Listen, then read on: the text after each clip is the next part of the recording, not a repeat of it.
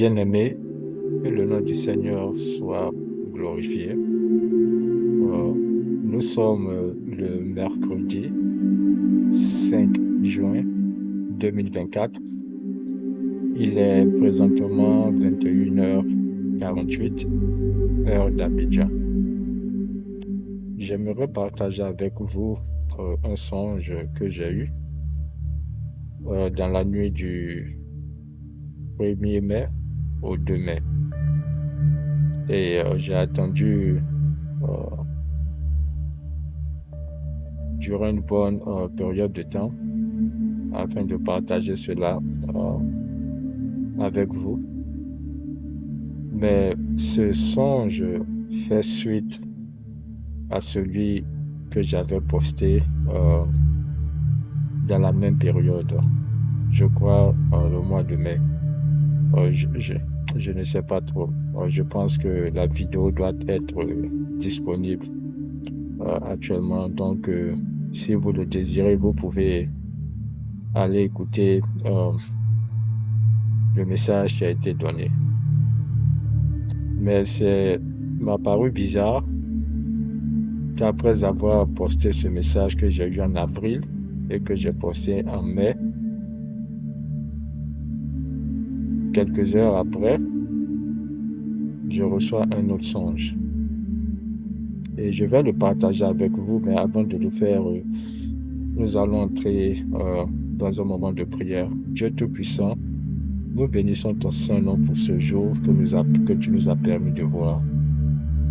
Nous te remercions de ta bonté, de ta grâce, Seigneur, de ta faveur qui continue toujours de nous accompagner. Nous confessons nos péchés au Seigneur, les choses que nous avons faites et les choses que nous avons déclarées. Nos œuvres, Seigneur, qui ne t'ont pas honoré, nous le confessons, nous te demandons pardon. Que le sang de Jésus nous purifie de toute impurité, de toute iniquité et de tout péché. C'est dans le nom puissant de Jésus que nous prions. Amen. Donc voilà, bien aimé, je vais essayer de ne pas être long, mais avant de partager ce songe, j'aimerais lire un passage biblique. Et ce passage biblique a trait avec le songe.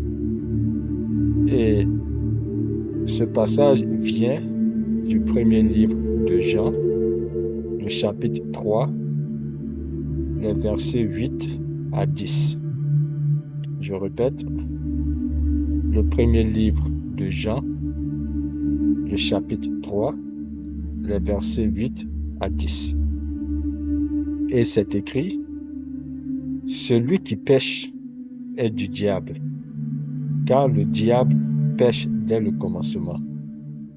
Le Fils de Dieu a paru afin de détruire les œuvres du diable. Quiconque est né de Dieu ne pratique pas le péché, parce que la semence de Dieu demeure en lui, et il ne peut pécher, parce qu'il est né de Dieu.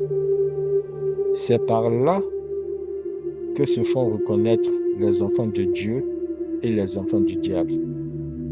Quiconque ne pratique pas la justice n'est pas de Dieu, non plus que celui qui n'aime pas son frère. » Je vais relire le passage et écoutez-le attentivement.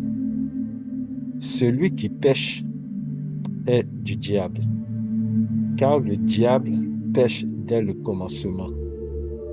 Le Fils de Dieu a paru afin de détruire les œuvres du diable. Quiconque est né de Dieu ne pratique pas le péché, parce que la semence de Dieu demeure en lui, et il ne peut pécher, parce qu'il est né de Dieu. C'est par là que se font reconnaître les enfants de Dieu et les enfants du diable. Quiconque ne pratique pas la justice n'est pas de Dieu, non plus que celui qui n'aime pas son frère. C'est la parole du Seigneur Tout-Puissant. Donc voilà, celui qui pratique le péché n'est pas de Dieu. Parce que la semence de Dieu ne demeure pas en lui. Lorsque la semence de Dieu demeure en toi, cette semence te pousse à vivre dans la sanctification. Parce que ton corps étant le temple du Seigneur, tu maintiens ton corps de façon pure, afin qu'il ne soit point souillé. Donc, si tu laisses le péché contrôler ta vie, la semence de Dieu n'est pas en toi. Parce que Jésus a vaincu le péché. Il a été sans péché. Et lorsque nous sommes chrétiens, lorsque nous acceptons Jésus dans notre vie, nous devenons une nouvelle création. Parce que la Bible nous dit que lorsque nous sommes en Christ, nous sommes une nouvelle création, les choses anciennes sont passées. Donc, les choses anciennes qu'on faisait bien avant d'accepter le Seigneur Jésus, une fois qu'on l'accepte, on ne fait plus ces mêmes choses. On ne vit plus dans l'impudicité, on ne vit plus une vie d'adultère, on ne vit plus une vie de fornication, on ne s'adonne pas à la corruption, à l'injustice, à l'orgueil, l'envie, la débauche sexuelle, l'immoralité, parce que la semence de Dieu est en nous et cette semence qui germe en nous nous permet de vaincre le péché. Donc voilà, je ne vais pas rentrer dans les détails, mais si tu vis dans le péché, la parole est claire. La parole dit que la semence de Dieu n'est pas en toi. Tu peux te vanter d'être un chrétien, mais si tu vis dans le péché, la semence de Dieu n'est pas en toi. Tu peux te glorifier d'être chrétien, mais si la semence de Dieu n'est pas en toi, et cette semence qui fait que tu vis une vie de sanctification, si elle n'est pas en toi, tu appartiens au diable, tu n'appartiens pas au Dieu. C'est pas moi qui le dis, c'est les Écritures. Et maintenant, je vais vous expliquer le songe que j'ai eu. Donc, c'était en Côte d'Ivoire. Et je vaquais à mes occupations, j'étais dehors. Lorsque j'ai été poussé par l'esprit à regarder vers le ciel. Et lorsque je regardais vers le ciel, je voyais une créature descendre du ciel. Et cette créature avait des ailes. Et cette créature était complètement noire et avait un tout petit éclat en son milieu. Et lorsque je regardais, je voyais cette créature descendre, et à un moment, elle s'est suspendue à l'air. Et lorsque je regardais cette créature, je me suis rendu compte qu'il s'agissait d'un ange, mais un ange déchu. Et vous saurez pourquoi je dis un ange déchu. Donc, quand j'ai vu, je me suis exclamé, mais c'est un ange, c'est un ange, c'est un ange. Et cet ange est descendu sur la terre en Côte d'Ivoire. Et lorsque cet ange est descendu sur la terre en Côte d'Ivoire, cet ange a commencé à marcher parmi la population. Et lorsque cet ange marchait parmi la population, cet ange marquait des personnes d'un saut d'une marque.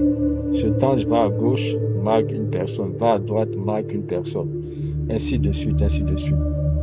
Et je voyais tout ça et je criais, je disais, écoutez les gars, il y a un ange qui est en train de marcher et qui est en train de marquer des personnes d'un saut, d'une certaine marque. Et cette marque était une marque noire. Et cet ange continuait son œuvre, marquait des personnes d'un saut, marquait des personnes d'un saut. Et pendant que cet ange marquait des personnes d'un saut, j'ai entendu une voix. C'était la voix du diable qui disait, ces personnes qui sont marquées appartiennent à notre camp.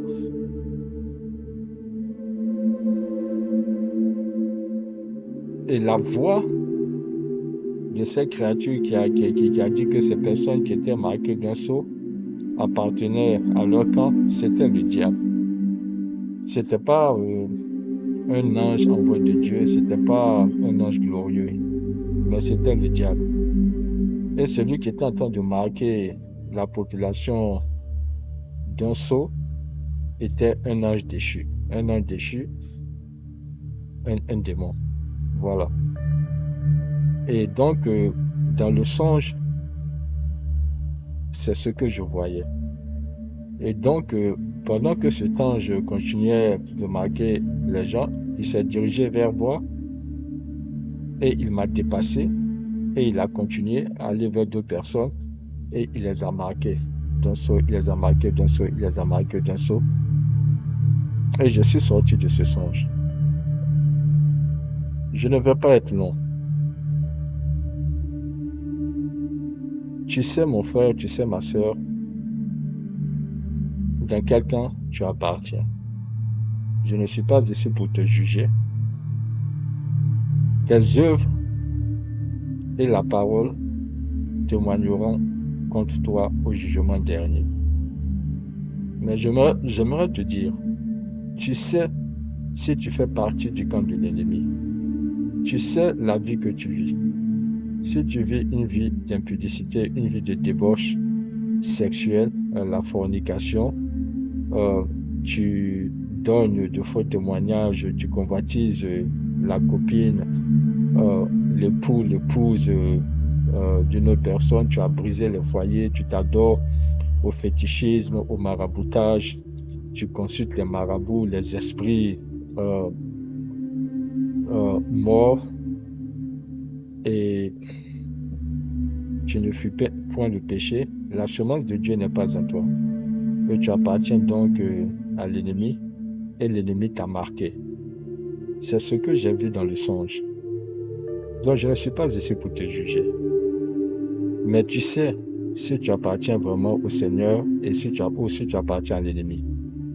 Parce que lorsqu'on est en Christ, on devient une création nouvelle. On ne fait plus les choses d'avant. On vit une vie de sorte que la lumière de Christ qui est en nous puisse briller et cette lumière puisse attirer d'autres âmes qui ne sont pas sauvées afin qu'elles puissent accepter le Seigneur Jésus dans leur vie et marcher avec ce Seigneur Jésus de sorte qu'il soit glorifié. Donc, je t'invite à la repentance parce que ce que j'ai vu, c'est troublant, c'est troublant. J'aimerais te dire que l'enfer est réel. Le Seigneur ne me permet pas de partager avec toi ce qu'il m'a montré concernant l'enfer. Mais ce que je peux te dire, c'est que l'enfer est réel. Ne te laisse pas embobiner par les paroles douces, par ceux qui te disent que non, le Seigneur est amour, il est miséricordieux, il ne va pas t'envoyer en enfer. Non, tes œuvres et la parole vont témoigner contre toi. Il y a un livre pour tout un chacun sur terre. Et la vie que nous vivons, tout est écrit, tout est enregistré. Au jugement dernier, ce livre sera ouvert devant nous et nos œuvres testifieront contre nous. Nos œuvres témoigneront contre nous. Donc, je t'invite à la repentance. Le Seigneur Jésus est venu sur terre. Il a donné sa vie pour toi, pour moi, afin que nous ne puissions pas aller dans la géhenne. Donc, il te revient de l'accepter dans ta vie et de changer ta vie. Parce que les choses de ce monde passeront. Le jour viendra où ton souffle de vie te sera retiré. Et tu vas apparaître devant ton Seigneur, ton Dieu, et tu seras jugé pour la vie que tu as menée sur terre.